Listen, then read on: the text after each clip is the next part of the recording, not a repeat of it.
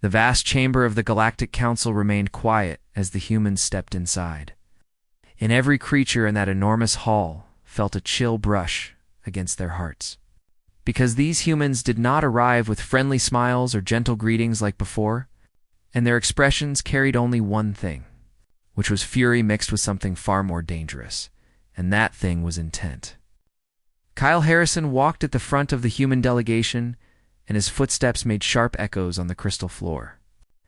And behind him marched Linda Torres, dressed in the uniform of an admiral. And beside her was Peter Grant, whose hands held scars from countless battles. And 6 more humans followed them in flawless formation like warriors prepared for conflict. The council speaker was a tall insectoid named VL, and his many eyes watched the humans with rising fear because he had never witnessed them like this before. And he clicked his mouth plates uneasily before speaking in a tone that attempted to sound steady, but could not. And he said that the council welcomed the humans to this urgent assembly, and that everyone was aware there had been some kind of event in deep space. Kyle halted and stared at VL with eyes stripped of all warmth, and he repeated the word event as if tasting poison. And then he set a small device onto the hovering table between them and said that the council was describing the total destruction of Outpost Meridian as merely an event. And his voice grew sharper as he explained that 4,000 lives had ended there, including men and women and children. And all of them had been slaughtered by the Zarthan warships that reduced the settlement to ash and ruin. The device activated and displayed images of what remained of the human outpost, and it was nothing but scorched earth and twisted wreckage, and the bodies of people who had simply been trying to live peaceful lives. And the council members shifted in their seats uneasily, while one of them, a reptilian creature named Skavar, remained utterly motionless, like a statue carved from scales and cold blood. Vil attempted to explain that the Zarin Empire claimed that region of space for 2,000 years, and that, by galactic law, the human settlement there was not entirely legal. And he spoke cautiously as though stepping across thin ice.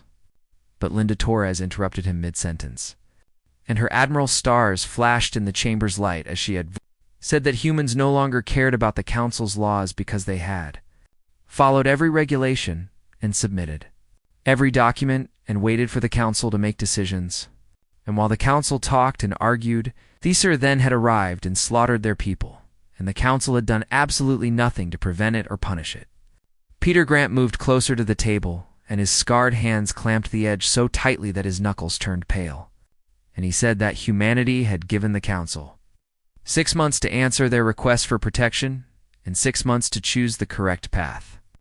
But the Jar then had attacked in month 3, and still the council had remained in this grand hall and done nothing while human. Families burned inside their own homes. The chamber erupted with noise as different species began shouting over each other, and the translators struggled to interpret all the competing languages and furious voices. But then Kyle lifted one hand in a simple motion, and all the humans behind him shifted their posture only slightly, and somehow that tiny adjustment made every voice go quiet, because there was something in that synchronized movement that spoke of discipline and readiness and danger. Kyle said plainly that the humans were not in this place to argue or negotiate, and they were not here to hear more empty assurances, and instead they had come to deliver the Council of Earth's final decision. And that decision was clear and absolute, and it was this.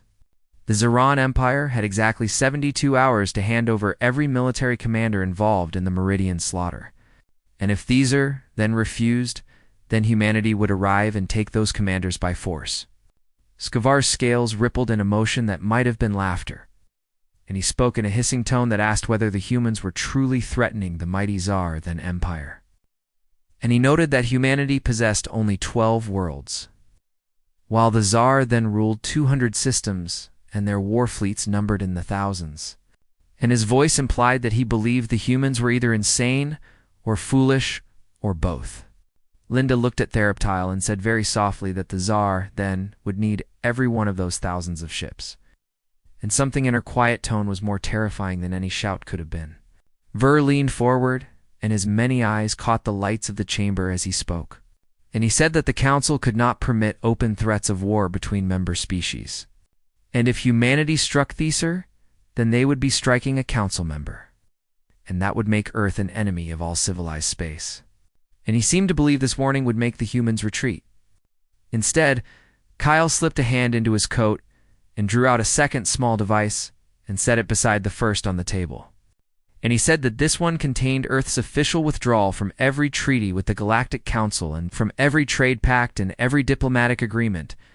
And as of this very moment, humanity regarded itself as being at war with the Zarthnan Empire and with any species that offered the Zarin aid or refuge. A council member whose body was a swirling gas inside a reinforced suit shouted that the humans were committing suicide and that they could never succeed against such a mighty power. And several more voices echoed the claim and said humanity was destroying itself. Peter Grant smiled then. It was not a friendly smile, and it made even the most ancient beings in that chamber feel a shiver crawl along their spines. And he said that humanity was not committing suicide, but instead they were committing murder. And he repeated Kyle's warning that these then had 72 hours to choose with care.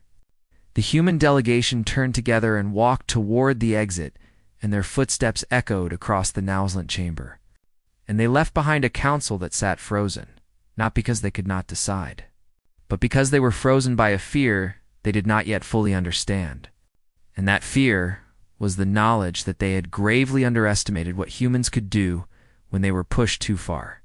After the humans departed, Vel sank back in his seat and stared at the other council members and said that perhaps they should have paid closer attention to the reports about human history and how these beings had spent 10,000 years battling and killing one another and refining the craft of warfare. And now they had carried all that grim experience into the stars. Escobar hissed that the Zuraden would crush the humans easily, but his scales had faded slightly in color, and his voice had lost some of its boldness. And other council members began murmuring to each other. And they spoke of human tactics and human weaponry and human resolve. And gradually the fear grew stronger because they began to realize that something fundamental had shifted in the galaxy. And that shift had arrived with cold eyes and quiet voices and a promise of absolute and dangerous destruction. Captain Jake Morrison stood on the bridge of the warship named Defiant and watched the screen displaying all ship positions in space. And he felt satisfied because everything was unfolding exactly according to plan. And 71 hours had passed since Kyle Harrison had issued the Zaraden their warning, and the Zaraden had answered with insults and more threats. And now it was time for humanity to answer with something far more final. Sophie Blake sat at the communications console and reported that the last authorization codes were arriving and all human vessels were prepared and Operation Reckoning was now active. And her voice stayed steady even though she understood what was moments away. Jake told the crew to move to battle stations and instructed the pilot to aim the Defiant toward their first target, which was a Zar, then military station orbiting a world called Kes Prime. And this station housed 15,000 Zar, then troops. And more importantly, it sheltered the admirals who had ordered the destruction of Meridian. Around the Defiant, 40 additional human warships emerged from faster-than-light travel, and they had been constructed in secret over the last 10 years. While humanity smiled and pretended to be a weak and inexperienced species, and these ships carried weapons the galaxy had never witnessed, Gary Chen sat at the weapons. Consulin reported that the Zaraden were powering their defense platforms, and he counted 82 of them, plus 3 enormous dreadnought warships and many smaller escort ships. And he added that the Zaraden were transmitting messages and trying to speak with the human fleet. Jake commanded his crew to ignore the transmissions and told Gary to fire every weapon and to hit the Zar, then command vessel first. And his voice was cold and unyielding. Zar then believed the humans would use energy shields like the rest of the galaxy, and they expected energy beams and missiles and the usual back and forth of space combat, where ships maneuvered and fired and retreated. And this pattern normally lasted for hours, and they expected time to react and time to resist. But they did not expect what happened next. The Defiant unleashed its primary weapon, which was a railgun that launched a rod forged from tungsten metal. And this rod was accelerated to nearly the speed of light, and it crossed the space between the ships in less than 1 second. and it struck the Tsar then flagship's shields with the force of a small nuclear detonation. The shields held for only 2 microseconds before failing entirely. The tungsten rod. Through the dreadnought's outer hull, and through the command deck where the Tsar, then Admiral, sat, and through the reactor that powered the entire vessel, and out the opposite side. And the ship did not erupt in a dramatic explosion, but instead it simply broke apart as internal blasts ripped it into drifting fragments of metal. Gary reported in a calm voice that the primary target was eliminated and he was now moving to the secondary targets and across the battlefield. All human ships opened fire at once. These then had never faced weapons like these, because most species in the galaxy relied on energy beams and plasma, weapons and missiles guided by smart systems. But humans used straightforward kinetic weapons that depended on mass and velocity and physics. And against such weapons, the Tsar then shields were absolutely useless, because their shields were designed to stop energy, not solid objects traveling at impossible speeds. The defense platforms started dying one by one as human railguns tore through them like thin fabric. And the Tsar then operators never even realized what was destroying them because it happened too quickly. Sophie reported that the station was broadcasting distress calls and begging nearby Zaran fleets for assistance. Jake ordered her to jam every signal and told Gary to launch the boarding teams because they needed the Tsar then admirals alive so they could face justice for Meridian. Small armored dropships launched from the Defiance bays, and these were flown by human soldiers who had volunteered for the operation. And many of them had lost people they loved at Meridian. And they knew exactly what their task was, which was to enter the station and seize the commanders and kill anyone who tried to stop them. Amy Foster led the first assault group, and she wore powered armor that made her appear more machine than human. And her unit struck the outer hull of the station with breaching explosives that tore through the metal as if it were flimsy paper. Amy's voice came across the radio and reported that Alpha Team had breached the station and was facing heavy resistance. But they were engaging the enemy and advancing. Jake watched his tactical display where each marker represented a human soldier pushing deeper into the station. And the Tsar then fought fiercely because they were seasoned warriors who had triumphed in many conflicts. But they had never fought humans before, and they did not comprehend human strategy. The humans moved with ruthless precision because they had learned warfare through thousands of years of fighting each other on Earth, and they used grenades to clear corridors and suppressive fire to advance and flanking tactics to encircle defenders, and they showed neither hesitation nor mercy. Within 30 minutes, Amy's voice returned over the radio, and she reported that the command level was secure and they had taken 12 Tsar, then officers, into custody, including Admiral Rectal, who matched the identification data from the Meridian attack order. Jake told her that was outstanding work and instructed her to bring the prisoners back to the Defiant. And he told all ships to prepare to leave orbit because they were moving to the next target on the list. As the human fleet reformed and departed the burning wreckage of the Zaran station, a message was transmitted across every channel the Galactic Council used. And it was Admiral Linda Torres speaking in a steady voice as she read from a prepared declaration. She said that the Zaran military facility at Kes Prime had been neutralized, and Admiral Rectal and his fellow conspirators were now in human custody and would face trial for war crimes. And she made it unmistakably clear that this was not a negotiation, but instead, this was justice. And any Tsar, then military officer who had taken part in the Meridian massacre had 48 hours to surrender to human forces. And any world or station or fleet that sheltered them would be classified as a valid military objective. The broadcast ended, and across the galaxy, every species that had dismissed humanity as fragile or inexperienced or irrelevant suddenly began rethinking their judgments and their assumptions. On the Tsar, then homeworld, Emperor Kostava received the report, and his scales faded with fury, and he summoned his generals and demanded to know how the humans had destroyed Kes Prime so swiftly and so thoroughly.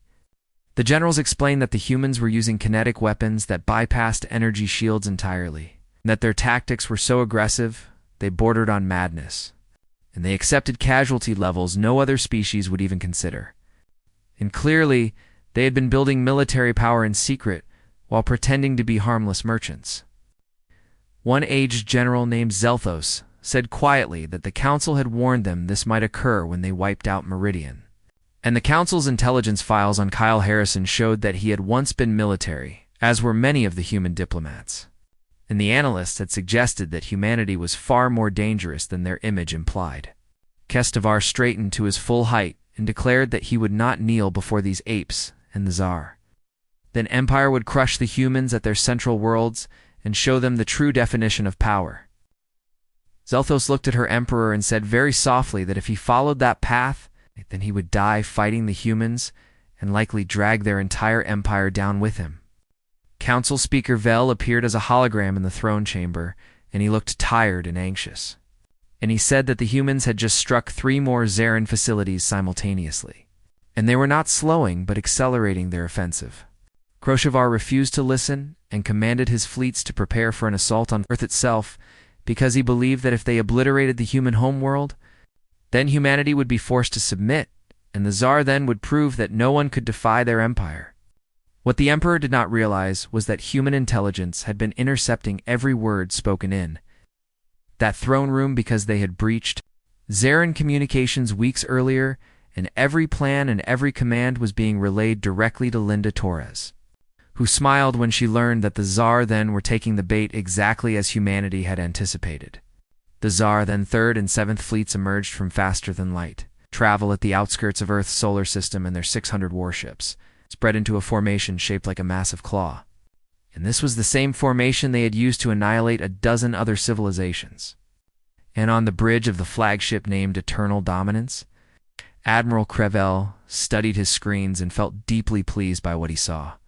He demanded a status update on sensor readings, and his officer reported that there were only limited defense platforms. Across the inner planets, and around 40 human warships, guarding Earth, and the primary human fleets were still scattered throughout Zaran space, hunting additional targets. Crevel's scales rippled with satisfaction, and he said this was exactly what they had anticipated, because the humans had divided their forces too widely and left their homeworld exposed.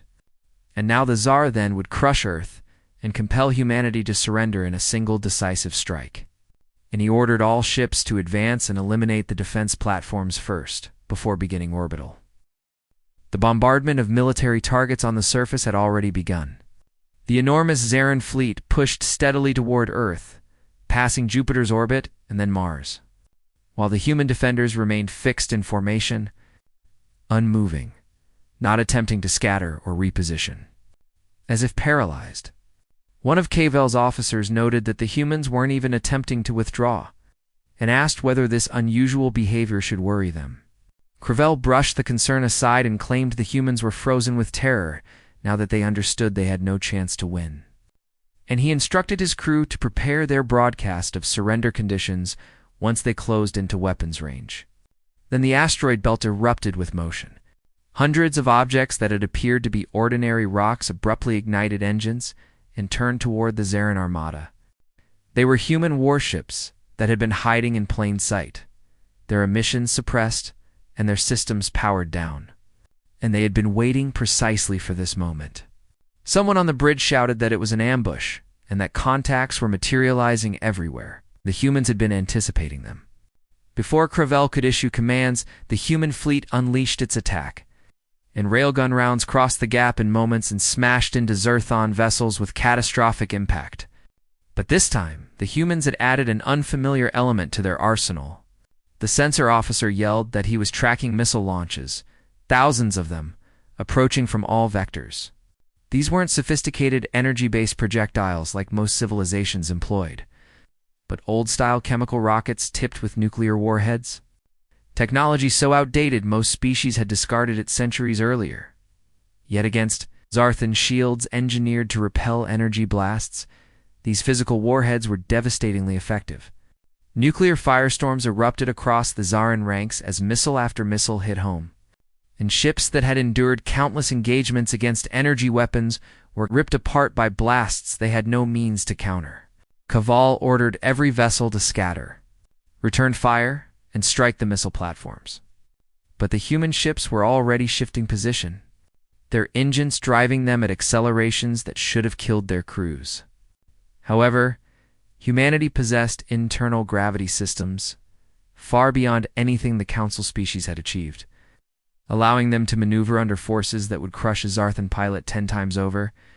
Jake Morrison hurled the Defiant straight through the Zaran formation, his railguns firing without pause, each shot computed by the ship's artificial intelligence.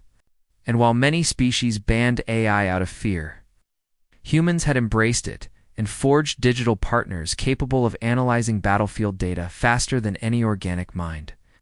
Jake told Sophie to acquire a firing solution on the Zarthan flagship, and she confirmed the lock and launched 3 tungsten penetrators in sequence, each one taking a slightly varied trajectory to confuse the defensive grid.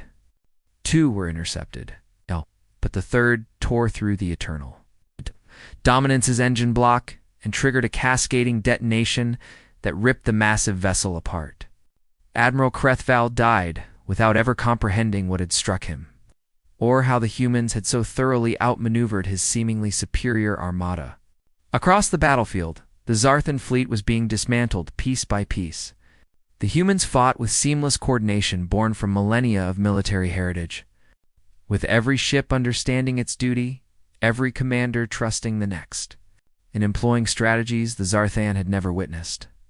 Gary Chen reported that the surviving Zarthan ships were attempting to flee and preparing for faster-than-light jumps.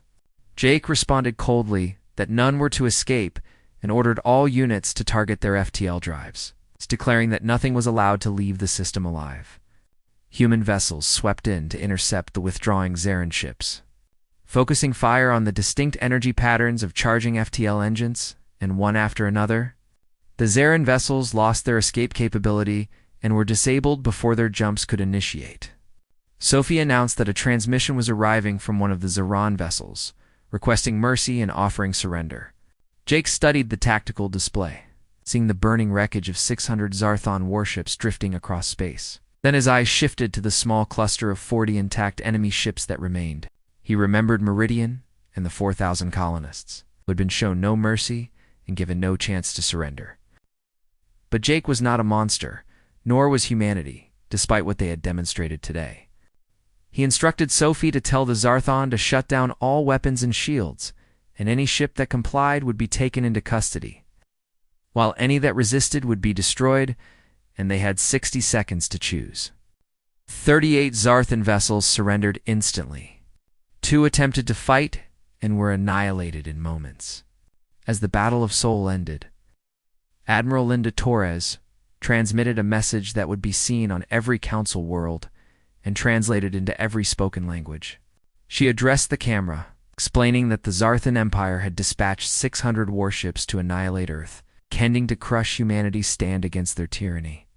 Instead, they discovered that humans neither yield, nor break, nor forget. And of those 600 invading ships, only 38 survived as prisoners, while all others had been eliminated. She continued, making absolutely clear that this was not an announcement of conquest, but a declaration of justice, because the Zaran had slaughtered 4,000 human colonists, without warning and without pity, and humanity had sworn them total and inevitable destruction in return, and they were now fulfilling that vow. She declared that the Zarthan Empire must surrender the war criminals responsible, or humanity would travel to Zareth itself and seize them by force.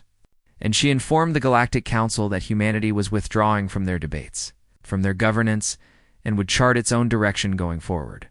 Her closing message was aimed at any species that still believed humans were fragile or unimportant, telling them to remember this day and remember what occurred when they pushed humanity past its limit. When the transmission ended, Earth's defense fleet began its recovery protocols, retrieving survivors from the debris, securing the prisoners, and preparing for the next stage. Because Linda Torres was not finished, and neither was humanity. In the chambers of the Galactic Council, Veltos watched the broadcast and studied the gathered delegates.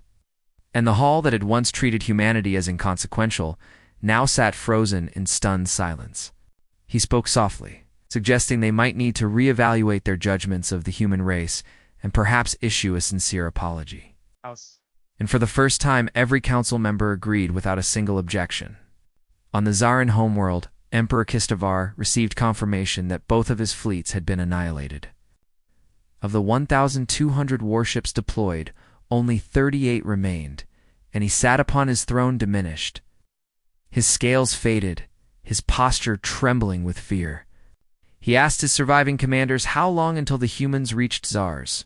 And Admiral Zelto checked her readouts and replied that scouts reported a vast human armada had departed. Sol 6 hours earlier, and at their current speed they would arrive in 2 days. The Emperor asked how many ships they were facing, and Zelto answered that over 200 capital vessels plus their escorts were coming, the entirety of humanity's offensive force, and she hesitated before explaining that the Zarthan possessed perhaps 300 warships left to defend their world. Most of their strength having been destroyed at Sol or dispersed across the Empire, and they had no hope of victory. Krashar asked what she recommended, and Zelthos replied simply that they must surrender, hand over the human war criminals, and stop this before the humans transformed their homeworld into another Kes Prime. Emperor Craver remained seated and glared at Admiral Zelthos with blazing hatred, proclaiming that he was ruler of the Tsaran and would never surrender to primitives, who had only recently mastered interstellar travel. Zelthos finally broke, shouting that if he refused to yield, he would condemn their entire species. She argued that this was no longer a matter of pride, and the humans had no desire to conquer the Zarthans, only to bring to justice those who had murdered their colonists.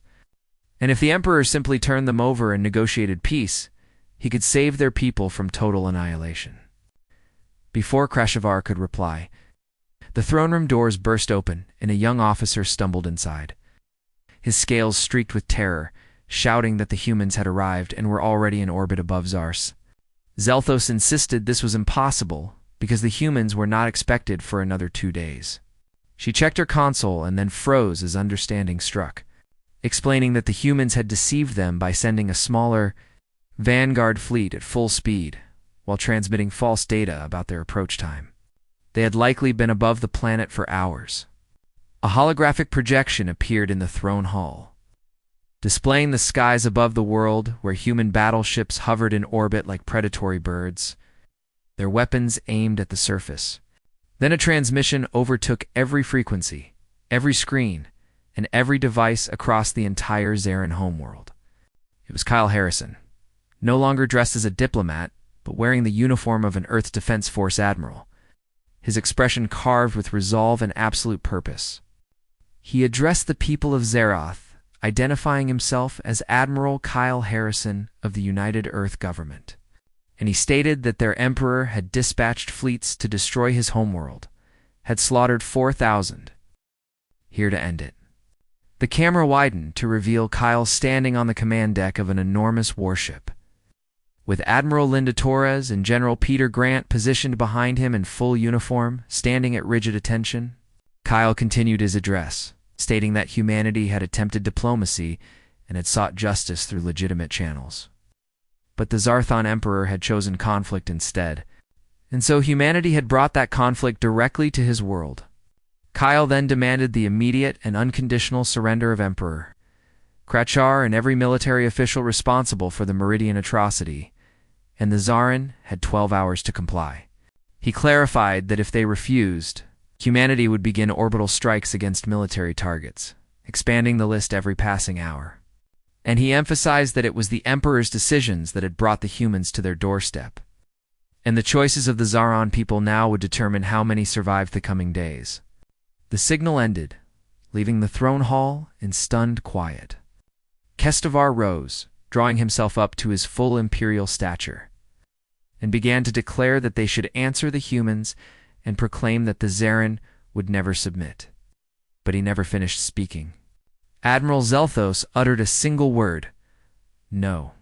The Emperor turned toward her in disbelief and demanded to know what she had said.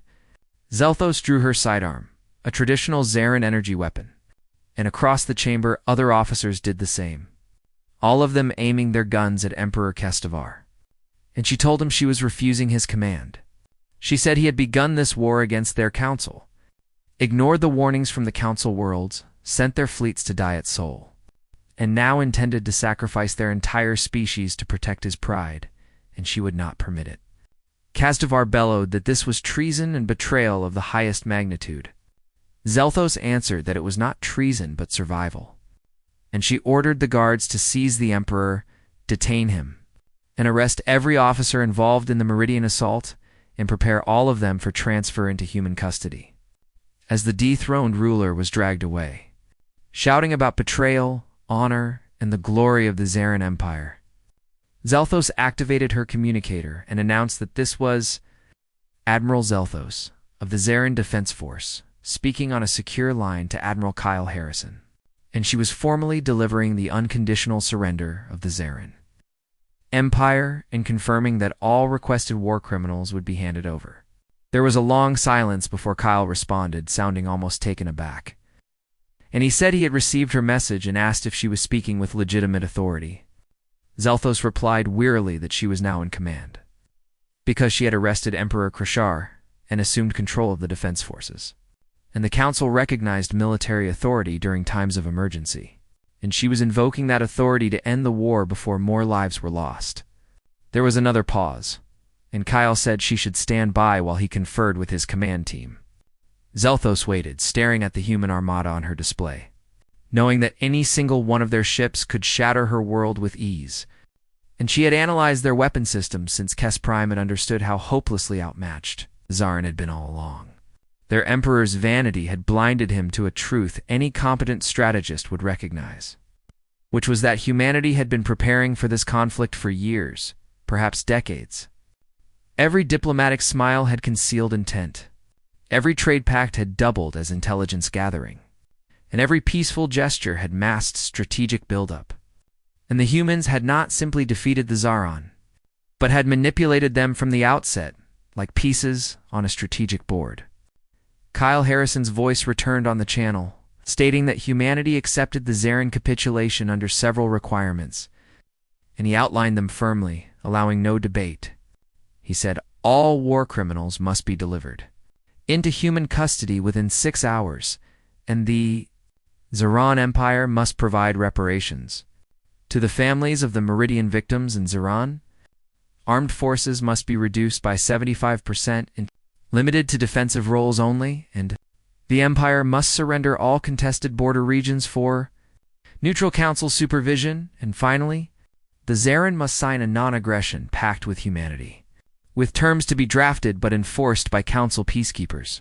Zelthos shut her eyes, realizing these conditions would reduce the Zaron from a major empire to a minor regional power, but it meant survival. And she said she agreed to every term and asked when human forces would retrieve the prisoners. Kyle said shuttles were already en route. Then he added something unexpected, telling her that she needed to understand that humanity had not arrived to conquer the Zarin, but to ensure that what happened at Meridian would never occur again to anyone, and that humans were not monsters, but simply extremely proficient in war when forced into it. Zelthos said she understood, and that, for whatever it mattered, she had opposed this conflict since the beginning and had known they could never prevail.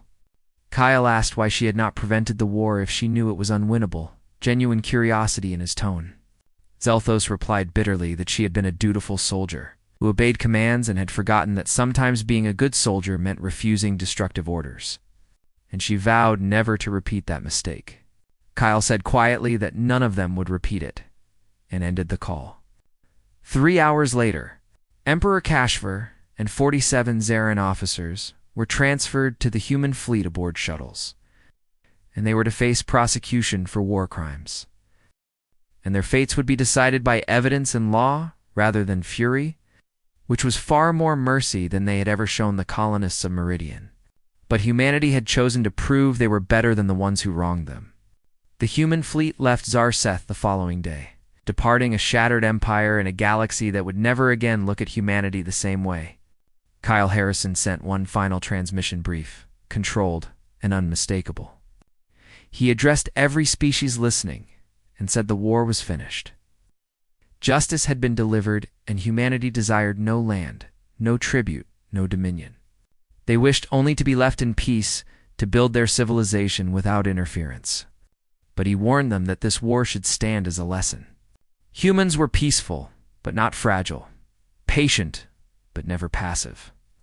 And if anyone harmed their people or believed that humanity's calm nature made them prey, then they would discover what true absolute destruction looked like. He said this was not a threat, nor a promise, just a certainty. The transmission ended. Across the stars, every world with access to council relays heard Kyle Harrison's final words. And in the grand chamber of the Galactic Council, Veros looked around and saw that the hall which once dismissed humanity as insignificant now sat in breathless silence. He softly urged that they must immediately revise their evaluations of the human race, and perhaps issue a very sincere apology. He explained that the council had never understood the seriousness of the matter, and for the first time in the council's 3 centuries of existence, every delegate agreed unanimously, no arguments, no debates, no political theater. A representative of the Kryn Collective asked what came next, and whether humanity would seek retaliation against the council for ignoring their pleas. Another, from a species called the Vaughn, nervously wondered if they should prepare defenses in case humans expanded their campaign beyond the Zarin. Relos tapped his mandibles thoughtfully, said he doubted humanity desired further war. Instead, they had demonstrated a truth that needed to be shown, that atrocities carried consequences. Even in the cold void between stars, and that endless council deliberations were no substitute for real justice. He continued, saying humanity had done something astonishing, fought a war of annihilation against the Zarin.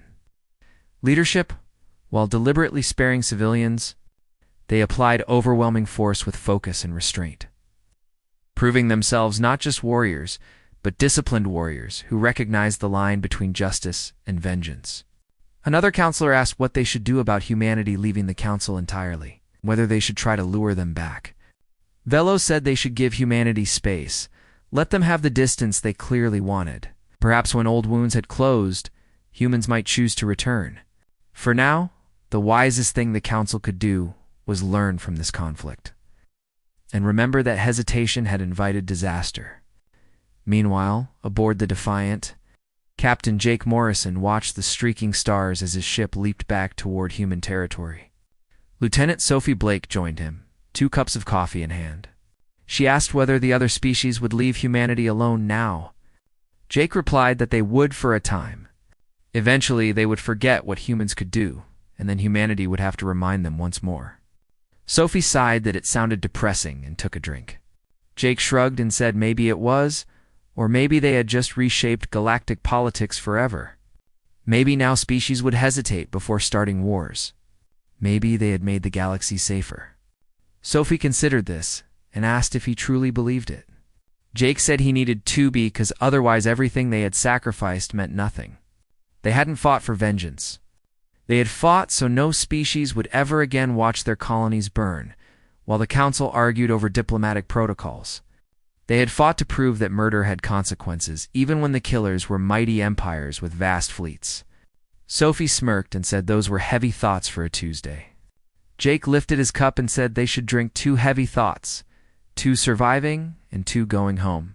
Their cups clinked, and the Defiant sped back toward Earth. Behind them, the Zarin Empire began rebuilding under leaders who understood the price of arrogance. And on 1,000 worlds, people whispered stories of the species that had come not for conquest, but for complete and relentless annihilation of those who murdered their own. On Earth, Admiral Linda Torres stood before the families of the Meridian victims. Speaking of justice, grief, and the cost paid to ensure their loved ones were never forgotten, she told them Emperor Krashavar and his officers would face trial. The Zarin would pay reparations, new colonies would rise, and humanity would never again trust the Council to defend human lives. An elderly woman asked if the war was truly over. Linda answered, "Yes, it's over. Humanity had won not because they sought to rule, but because they needed to prove human lives mattered, and that striking human settlements carried a cost no empire could afford." A young man asked if this meant humanity was now the strongest species in the galaxy. Linda paused, then said power was complicated.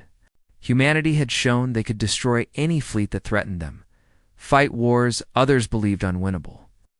But true power came from standing for what was right and being strong enough to show mercy.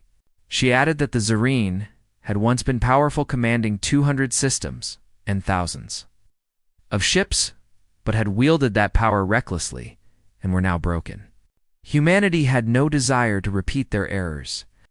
After the families left, Linda lingered in the hall, reflecting. Kyle Harrison joined her and reported that the council had sent a formal apology and a request to rebuild diplomatic relations. Some species had already signed non-aggression pacts with Earth. Linda asked if those treaties meant anything. Kyle admitted he wasn't sure. But now, at least, everyone understood that if the council failed again, humanity would enforce its own justice. That, he said, might be the true lesson of this war, not that humanity was strongest, but that they were willing to do what others wouldn't, that made them dangerous in ways beyond raw force. Linda agreed and said they had work to do, trials to prepare, colonies to rebuild, a future to shape. They walked out together beneath a clear, peaceful sky. Far away, in the ruins of the Zarin Empire, Admiral Zelthos gazed at her own sky and wondered what kind of galaxy. They were entering one in which humanity had shown exactly what happened when peaceful people were pushed too far. She hoped the lesson would endure. On Earth, in a quiet town where some Meridian colonists once lived, workers built a memorial with the names of all 4,000 victims. At its base, they carved words chosen by Kyle Harrison. It said these settlers only sought new homes among the stars and were murdered for that dream. But their deaths were not meaningless. Humanity had proven that no life was too small to defend, no distance too far for justice, and no enemy too mighty to face when the cause was righteous. Children would read those words for generations, learning that their species had once been dismissed as weak and irrelevant, yet when tested, humanity proved neither. They proved what they had always been across 10 millennia: survivors, fighters, and people who did not forget their dead. Across the galaxy, in the Council's Great Hall, Barrow studied reports of human activity and saw they were expanding again, founding new colonies, trading with species that once ignored them. He understood now that humanity never sought dominance. They were forced into power by the Council's failures and the Zarin's brutality. He wondered if future conflicts would come, whether humanity would continue enforcing their own justice or someday trust the Council again. But he knew the galaxy had changed, and that change arrived with cold eyes, steady voices, and weapons that made shields useless. Most importantly, it arrived with a vow that humanity would protect their own, no matter the price. The Council had frozen when humanity appeared, and they had been right to fear, for they finally realized what it meant to face a species that had honed the art of war for millennia, not for empire, but for survival. And when that survival instinct turned outward toward the stars, no empire could stand against it for long. The age of humanity began not with celebration, but with fire, loss, and justice. And the galaxy would never again be what it once was.